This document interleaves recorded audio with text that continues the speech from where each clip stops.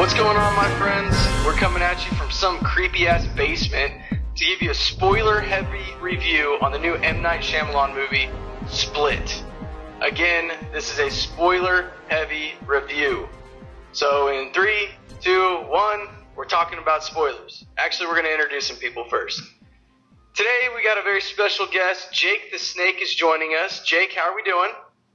I'm doing great, guys. Happy to be on. Awesome. And as always, to my left, we have the Joker's makeup artist, Matt Geiger. Matt, how are we doing this evening? I'm great, man. Ready to talk about some Split spoiler shit. Yeah. All right. Now, spoilers. 3, 2, 1, go. Guys, initial thoughts. Matt, what'd you think of this new M. Night movie? As you know, in our 2017 movie review, of all this shit I could pick between my DC, Marvel, and Fox, I picked this movie as my most anticipated movie. And I believe I was right. I was a little skeptical when I actually realized it was PG-13, but I got enough crazy-ass shit to hold me over for sure, and I'll let you guys kind of talk about the ending since I think it's closer to you guys than anything. I just want to know, Brian, do you think this actually ties into X-Men? Because we thought he was Professor Xavier the whole time, but apparently he's Beast now. Look, I called that shit. You did call it, yeah. I called that shit.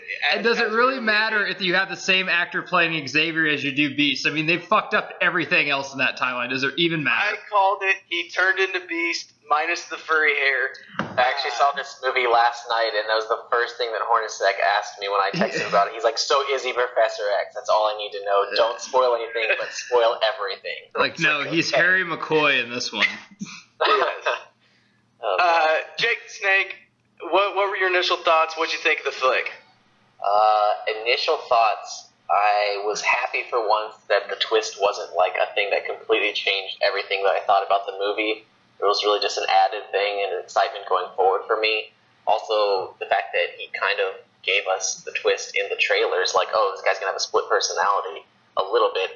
It kind of released the tension for you a little bit beforehand, and I wasn't so much focused on, like, what's it going to be, like, what's the twist going to be the whole time. I was really just drawn into the performance from McAvoy and the cinematography of the movie. It kept it, like, really, really tense. The fact that the whole thing is, like, underground and there's no windows anywhere. It's, like, super, super close quarters and up on people's facial expressions. Kept a lot of tension going for really not a whole lot happening plot-wise throughout most of this film. There's not that much taking place. Keeps a lot of tension. Yeah, I would agree 100% with that. It was nice that there wasn't... At every point in the movie, I was like, something crazy is about to happen. Something crazy is about to happen. And then at the end, I was like, nothing really crazy happened. It just... The story just progressed, and the story is what it is. But you also talked about McAvoy's performance. This dude's a fucking beast, literally and figuratively, in this movie. He came really hard for me, man. Like, coming into this movie, I knew he could act. I guess I didn't know how well. To quote one of my boys, this is a Tom Hardy performance. He looks and acts like Tom Hardy and a lot of stuff. You would. That's a fucking compliment. Now, I'm not going to say I know what an Oscar-winning performance is because the last probably 8 years I've only got one right, and that's Leo with The Revenant. But I would say this is an Oscar nod performance. Maybe? I mean, he plays fucking 20 roles in the movie, and some people in movies, I'm just going to take a shot out of the dark in a review later that Hornacek's going to do in Triple X. He can't play one fucking role, and McAvoy plays like 20 roles in this fucking one movie. He's fantastic in it for sure. And if you're kind of out on M. Night Shyamalan, like I think I am and you guys were, the directing in this is up to par for my standards, but the acting is way over the bar, man. McAvoy kills it, and the girls in it too. I don't know any of their names, but I thought they did a very good job too. Yeah, I gotta say the main girl Casey. If you haven't seen the movie The Witch, where she's the main character in that as well, you have got to see this movie, especially if you're even remotely a fan of horror films in general. Again, beautiful cinematography, and she has something, I think it's something to do with her face. She's a little bit different looking. She looks a little bit innocent, but a little bit attractive, but not like so much where it's distracting. I don't know, it's something about her. Are they old enough for them to call? Are they old enough for us to say they're attractive? I just mean like she's Should we not pretend like they are? classically beautiful or anything. She's 20, I think, something like that. Okay, that's good enough then, because all three of the girls in this are pretty hot, actually. I don't know about the other two. I just know that she's the main girl. She was really good in another movie I saw. Yeah, I agree. This McAvoy aside, everybody else brought their A game, and that's something that you can have great actors in movies, but if they don't do a good job, it takes away from the story. I think that the opposite happened here. I think that you had a decent story, and everybody brought their A game and made it a much better film because they acted the fuck out of this movie. Yeah, I have thoughts on McAvoy. I didn't really speak on McAvoy just now. Geiger is absolutely correct that this is up there for Oscar nominations for sure. I think that Shyamalan does the tip of the hat to the Hitchcock thing, which he's been a huge Hitchcock fan throughout, that he's playing a woman and the man. She's basically, Patricia is like the motherly character from Psycho kind of thing. If he had done just that, like he was just like Barry or just Dennis and Patricia, that probably would have been a pretty good movie. The fact that he does all the rest of those and has that one scene where you see him morph in between, 15 different characters. It was fucking intense. It's really obvious just from his facial expressions or the way he carries himself, even when he's not speaking, which character he is. So, I don't know, the fact that I could even keep track of what characters' names were and stuff just says how great the performance was from him. If McAvoy was an athlete, this was his pro day, where all the scouts are watching him and it'd be like, just do everything, just impress us. And he just did his whole fucking portfolio of acting right here, and it was very impressive. Yeah, that's half of what was great about the direction, was that it was so minimalistic that I think he really just got the fuck out of his own way. And was like, McAvoy, just go ahead and just take this over, because he knows that he has it in him. Yeah, man, if you've seen Trainspotting or any of his other like great movies, you know the guy can fucking act. It's not a surprise at all. All right, guys, got another question for you here. The unbreakable twist at the end. Are we mad about it? We happy about it? What are we thinking? Is M. Night trying to build his own little superhero universe here? What do we got going on? I'm happy about it. I guess I don't want to see like all these directors kind of do what Marvel's just changed the world, haven't they? I mean, they made Fox try to connect even more. DC's connecting now. Now fucking like kind of off score like horror films are going to try to connect. I dig it. I mean, he picked one of his, better movies at least. He could have fucking did like Lady in the Water or something to connect it to, which would have sucked. Oh my god. I'm fine. And I mean, I'm guessing we're going to get a sequel, right? I guess he's not just doing this for fun. So yeah, fuck yeah. Let's go. That would be the worst. That might be the worst Shyamalan twist ever if he threw that in and then didn't make a follow-up. I would love to see McAvoy take on this role again, especially with Bruce Willis in there. Game for that. Bruce Willis and Samuel L. Jackson, and like the fact that they could have like an alliance of villains and possibly like I don't even know what other kind of heroes they might introduce, because we can't just have Bruce Willis. I mean, he could obviously be the main character, but he's got to have some other guys on his side. So they could start building up. Hopefully it's not like a whole thing where we're going to have like 5 movies setting up a universe and then like some sort of climax. Don't copy the whole formula, but do like a couple. I think a trilogy. Yeah, trilogy. Sure. Maybe 4. I do miss just the old good fashioned movie.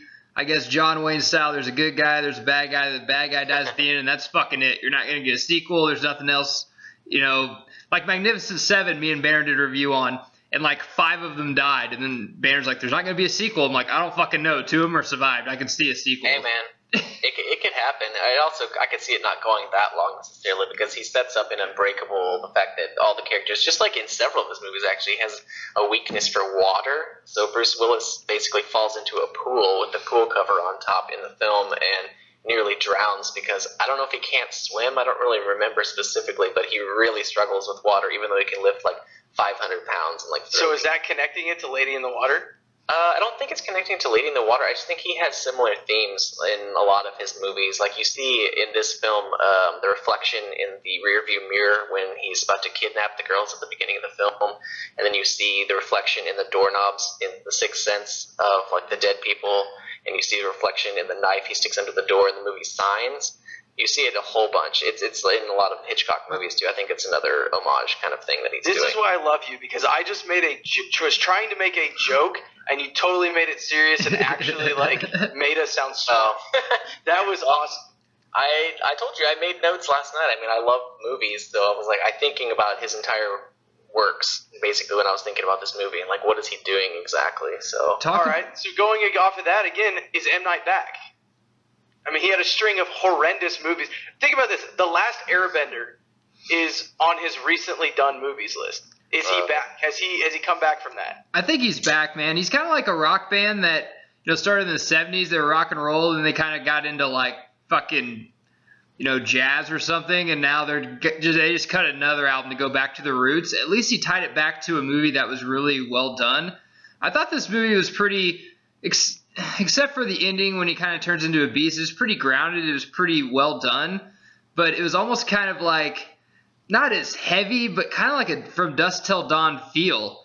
Like the first fucking 75% of this movie, you think it's just kind of a robbery movie, then everyone turns into zombies, and then you get a fucking beast at the end running through the fucking yard eating everybody. It's really dramatic and dark and like character driven. I could see the Dusk Till Dawn reference actually, because Dusk Till Dawn is very serious, and you don't even realize it's going to be a vampire movie if you don't. Yeah, I honestly didn't think the twist was going to be him becoming almost supernatural. I didn't think that was going to be the twist at all. I saw something in a trailer that made me think that he was climbing on the ceiling, but that was the only evidence that I thought that something weird might happen, and the fact that I've seen all of M. Night Shyamalan's other movies, and supernatural things tend to happen. So, I mean, there was the expectation that it might, but I thought it might stay grounded, which it did for the most part. He's back, though, because the rewatchability on this, I can't wait to watch it again, because they alluded a lot after I saw kind of where they're at about them being in a zoo. He talks about lions when he's cutting the sandwiches. Whenever he went to his therapist, she was kind of talking about his job and kind of giving hints on that. So I want to rewatch and just see how many fucking hints there are of him actually working in the zoo. From the therapist's perspective, I mean, I don't have a doctorate, but I do have a psychology degree. It was on fucking point with their discussion of dissociative identity disorder and all that kind of stuff. Pretty on point. Obviously, they made a few leaps into like actually changing your body chemistry, but there have been instances in real life of people having certain conditions that are only manifested in some of their personalities. So some of that is actually connected to reality, which means it played well in the movie because it actually has some real efficacy to it. I think that he's definitely back in a way in which he was getting back to his roots of being minimalistic and letting the tension kind of build itself in a movie rather than like hitting you over the head with it. This whole movie was just rife with metaphors and like deeper meanings. So just like Geiger said, I can't wait to see it again, and I know I'm gonna see different things in it the second time I watch it. I'm with there. I don't know if I'm willing to say he's back yet. I think he needs one more movie before we can say he's officially back. Yeah, the second movie in the trilogy. Yeah, this is a huge step forward. I'm not going to say it makes up for the last 10 years because I don't think anything can make up for the happening. But he did a fantastic job. Like you said, he let the tension build itself. He didn't let the movie get in its own way. Yeah, he told a story. Yeah, he's told a story and then didn't try and flip it upside down. It just did what kind of was what it was. And then that was kind of the twist, is that there wasn't a twist. Until you kind of throw that unbreakable thing there at the end with the Mr. Glass. That unbreakable thing is the definition of a twist, I think. That was the twist. And that was a fucking awesome twist, I thought. But it wasn't like, the whole movie was set in a different time period. Yeah, no, it wasn't, but I mean, it's still like a holy fuck. That's kind of cool. Yeah. I mean, it was great payoff, especially if you... Maybe, here's a cool question. to think about. Could this be the third movie in a trilogy where The Sixth Sense was a prequel to Unbreakable? No, Brian. This is the Fox coming out in them. It doesn't have to make. We can have different people playing different roles and shit. It'll still make sense. We'll make it. I like the comedic elements. What I wanted is for someone to just shoot McAvoy at the end of it with a weird bullet, and he just forgot everything, and then he just kind of woke up and he had to go to work. All right. Oh my god! And then he became Deadpool. Shots fired. That was rude. On that note, guys, this is the Bro Force Squad. Check us out on YouTube. Follow us on Twitter at Bro Force Squad. Like us on Facebook, Bro Force Squad, 3 words. Check out the squad blog, broforcesquad.com. And as always, we got our news from Geekstream HQ. Guys, we appreciate you hanging out with us. And leave your comments below. Let us know what you guys think of the flick. Have a good night.